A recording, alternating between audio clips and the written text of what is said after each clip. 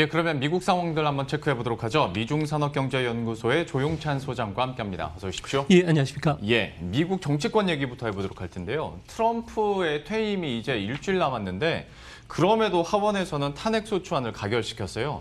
그러니까 혹자는 이제 그만둘 건데 뭐하러 라고 생각하실 수도 있을 것 같아서 이거 의미 분석을 좀 해주시죠. 네, 하원에서 탄핵소추안이 가결이 되면서 이제 상원으로 언제 송부가 되느냐가 중요하게 되는데요.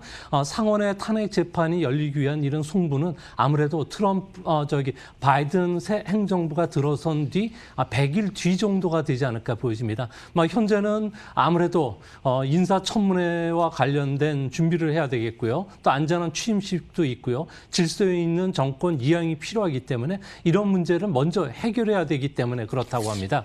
이제 그런데도 그 100일 뒤 허니문 기간이 끝난 뒤에는 민주당이 탄핵 재판과 관련해서는 아주 강경하게 나올 가능성이 높은데요. 아무래도 탄핵 정국으로 끌고 나간다면은 바이든 행정부의 공화당이 발목을 잡는 것을 일단 저지할 수 있다는 거고요. 두 번째로는 트럼프의 정치적 활동을 제어할 수가 있기 때문에 앞으로 이런 트럼프에 대한 탄핵 재판은 100일 뒤가 본격화되지 않을까 보여집니다. 그러면 혹시 이런 일련의 과정들이 다음 미국 대통령 선거에 좀 영향을 미칠 수 있는 겁니까? 네, 그렇습니다.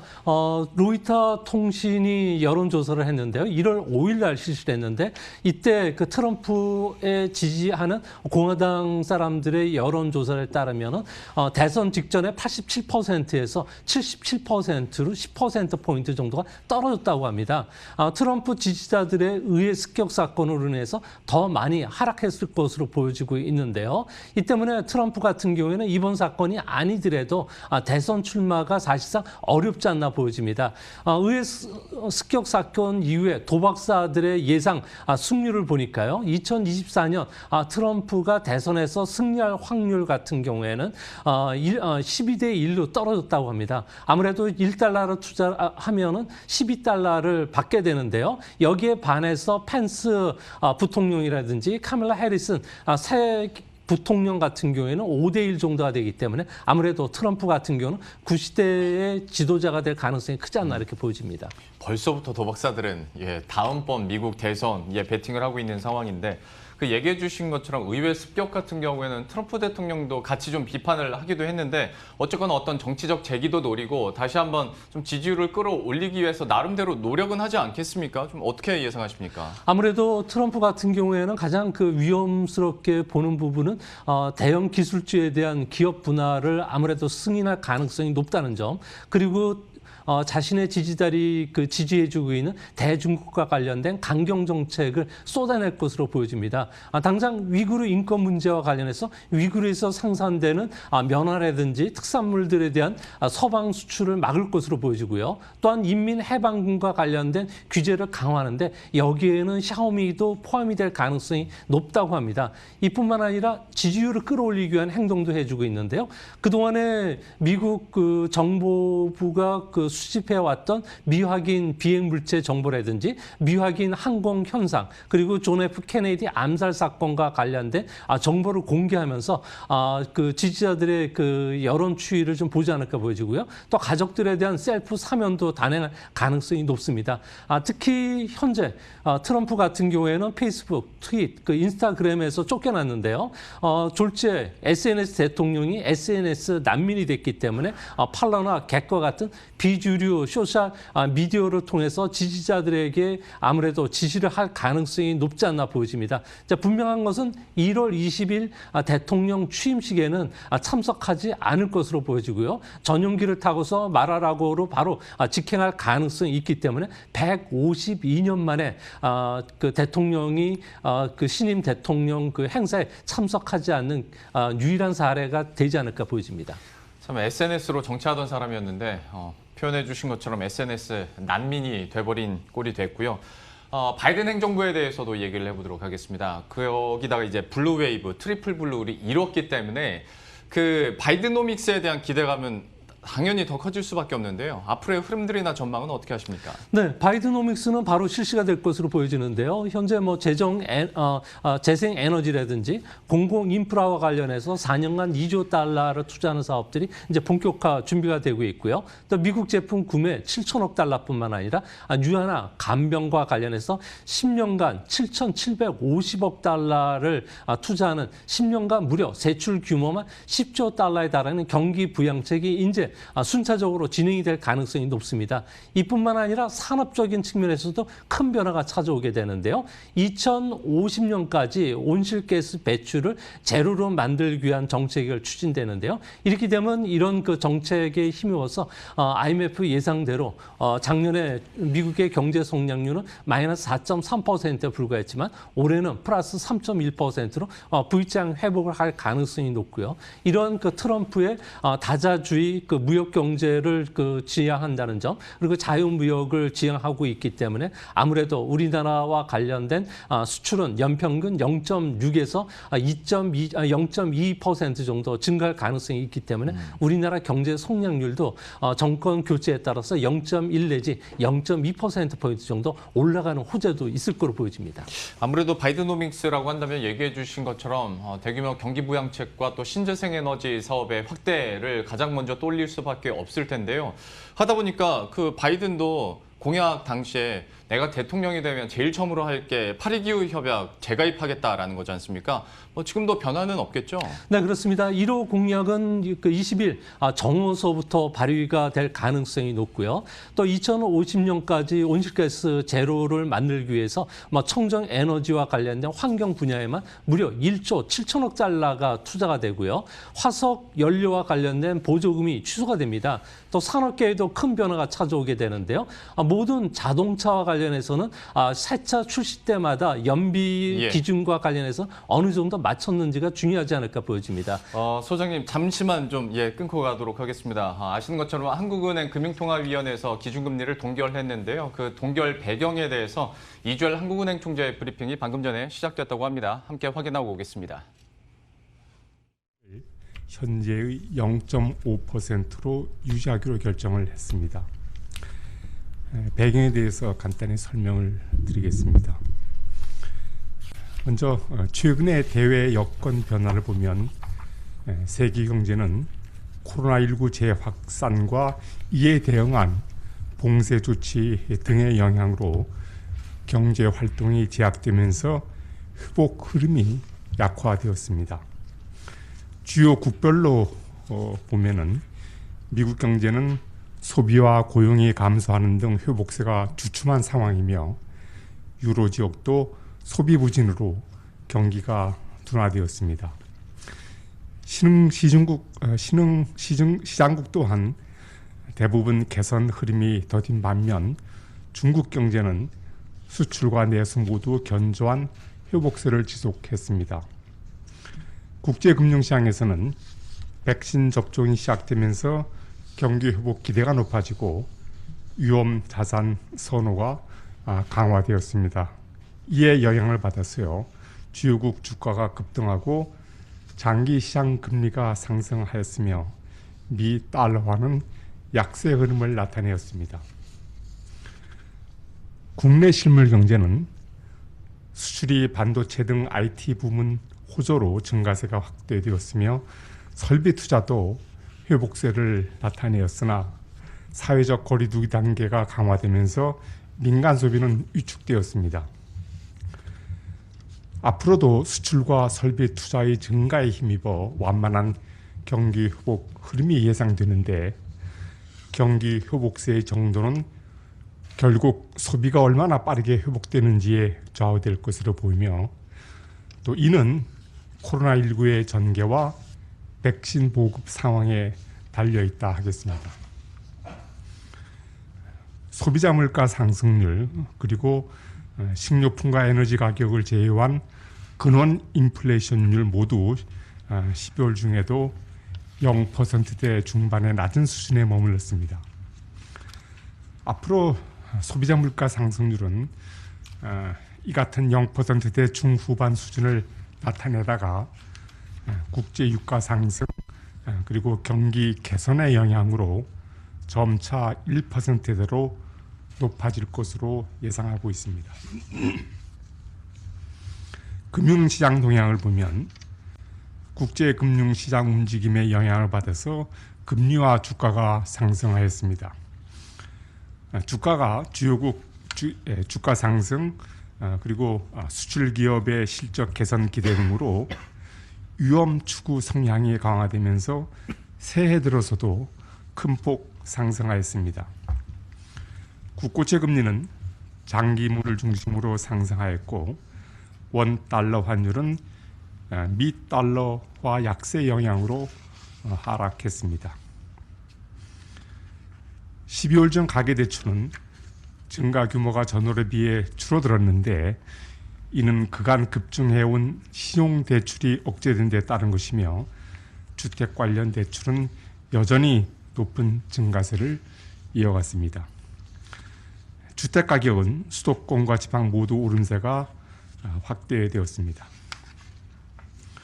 오늘 금융통화위원회는 수출이 호조를 보임에 따라 국내 경제가 완만한 회복세를 나타내고 있으나 코로나19 전개 상황에 따라 경기 흐름의 불확실성이 여전히 높은 점을 고려하여 기준금리를 현 수준에서 유지하기로 결정하였습니다. 앞으로 한국은행은 국내 경제가 안정적인 회복세를 한국은행 이주열 총재 브리핑 듣고 오셨고요. 전반적인 경제 상황에 대한 진단들 이렇게 들으셨습니다. 추가적인 내용들 또 나오면 저희가 다시 한번 추가로 전해드리도록 하겠고요. 앞서서 했던 얘기들 이어가 보도록 할 텐데 아무래도 친환경 에너지 쪽으로 바이든 정부의 좀 가속도가 더 빨라질 것이다라는 얘기까지 들었고 좀 구체적으로 마무리해 주시고 제가 다음 질문 드리겠습니다.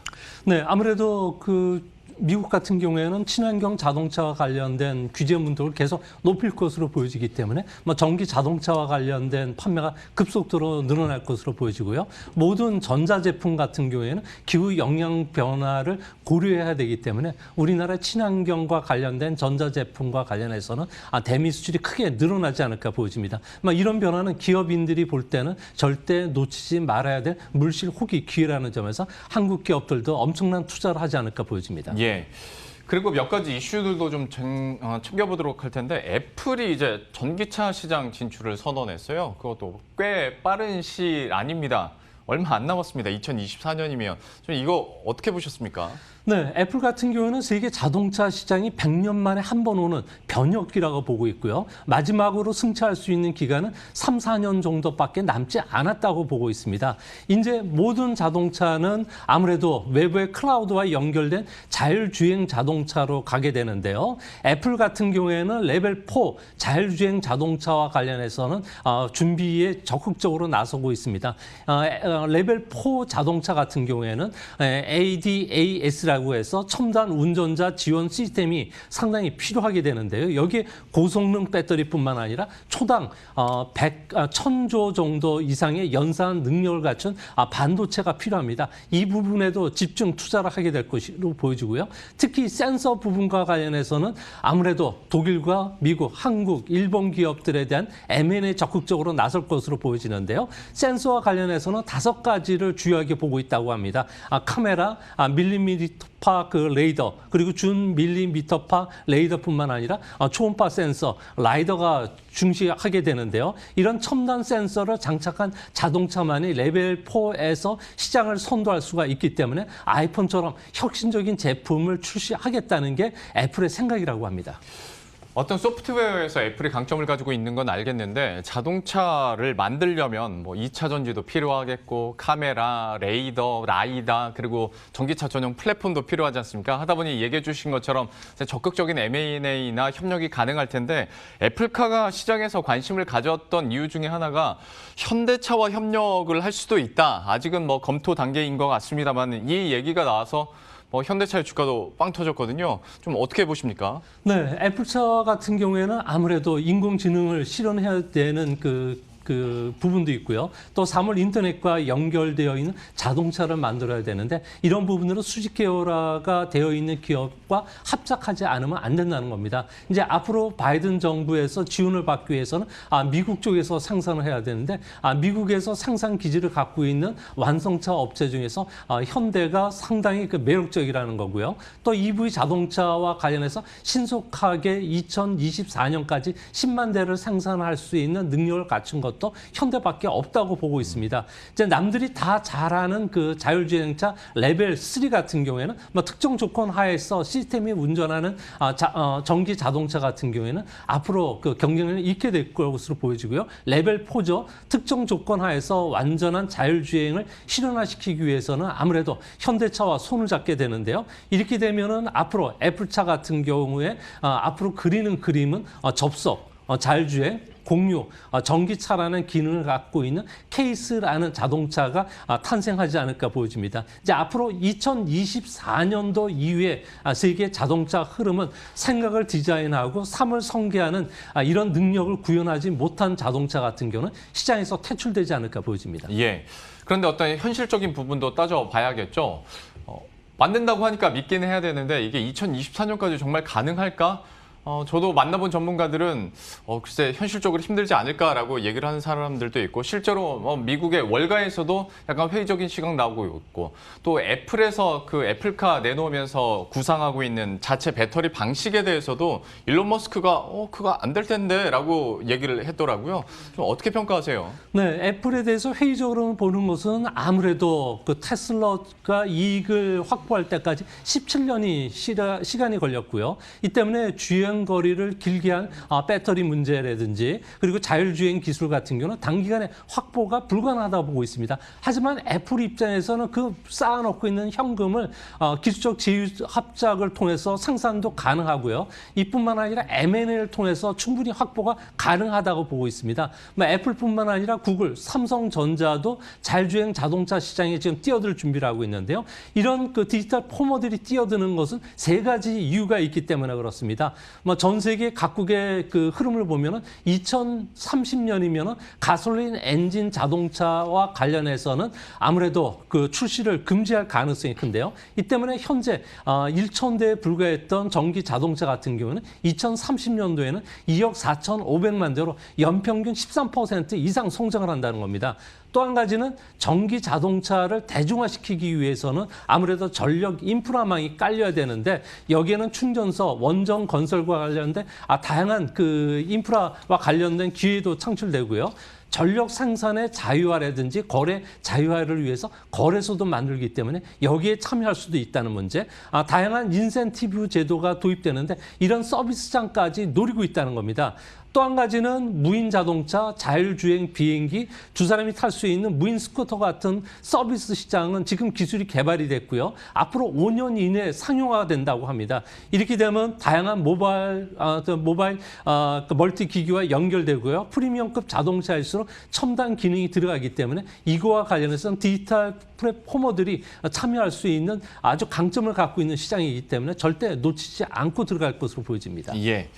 자, 그러면 마지막 질문 드리도록 할 텐데요. 앞에서 저희가 얘기를 했던 것처럼 이제 미국은 행정부가 바뀌게 되고 그리고 이제 포스트 코로나로 산업계에도 굉장히 빠른 변화들이 일어나고 있는데 2021년 어떤 글로벌 주식 시장에서 그래서 우리가 꼭 체크해야 될 변수들이나 포인트가 있다면 어떤 게 있겠습니까? 아무래도 민주당이 집권을 하긴 했지만 민주당 안에 좌파들의 목소리가 현재 커지고 있는데요. 버니 샌더슨이라든지 엘리자베스 워렌 같은 쪽이 아무래도 바이든의 그 재정 정책 과 관련해서 여전히 제동을 걸 가능성이 크기 때문에 너무 낙관적으로 보실 필요는 없지 않나 보여지고요. 앞으로 재정 정책이 계속 펼치게 되면 나쁜 금리 상승 그리고 달러 약세들이 일어날 가능성이 크기 때문에 외국인들의 주식 투자는 어느 순간에 한순간에 빠질 가능성이 있다는 겁니다. 특히 미중 패권 전쟁 문제뿐만 아니라 이제 법인세 인상이라든 부유층에 대한 과세도 진행되기 때문에 1차적으로는 바이든 대통령의 의회에서 연설하는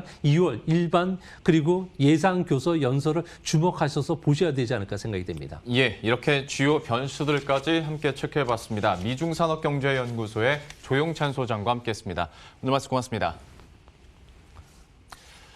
예, 그럼 저희도 여기서 인사드리도록 하겠습니다. 식사 맛있게 하시고요. 저희들은 다음 주 월요일 이 시간에 또 새로운 전략과 이슈들 들고 다시 찾아뵙도록 하겠습니다. 시청해주신 여러분 고맙습니다.